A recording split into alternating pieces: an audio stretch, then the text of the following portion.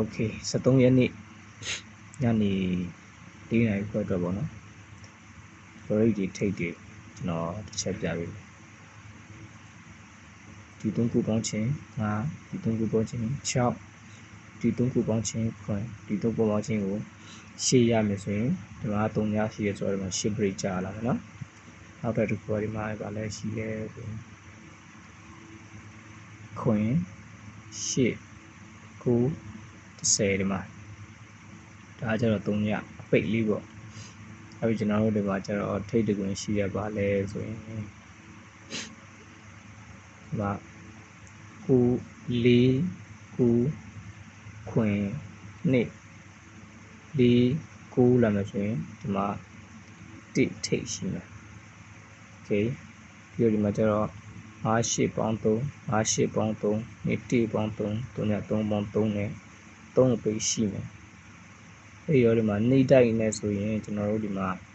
10 break ရှိမယ်3ညအပိတ်ရှိမယ်1ထိတ်ရှိမယ်3အပိတ်ရှိမယ်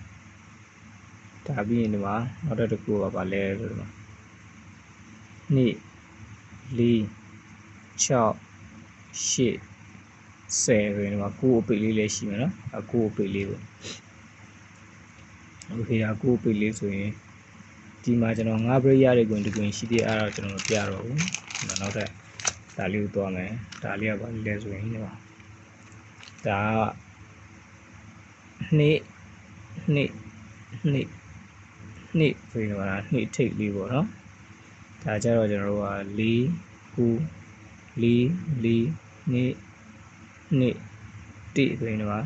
6ဆို3ည5အပိတ်ပေါ့ဒီမှာကျတော့နော်ဒါလေးတစ်ကွင်ထက်ရှိမယ်နောက်ထပ်ပြီးတော့ဗာလေးရှိမယ်ဆိုရင်ဒီမှာ8ဒီမှာ8ဒီမှာ4ဒီမှာ4ဒီမှာ3ညဆိုရင်ဒီမှာလည်း3ညပဲဒီမှာ3ဆိုရင်ဒီမှာ3ဆိုရင်ဒီမှာ3အပိတ်လေးထက်ရှိမယ်နော်ကျွန်တော်ဒီမှာ3အပိတ်လေးရှိမယ်ပြီးတော့ဒါကကျတော့3ည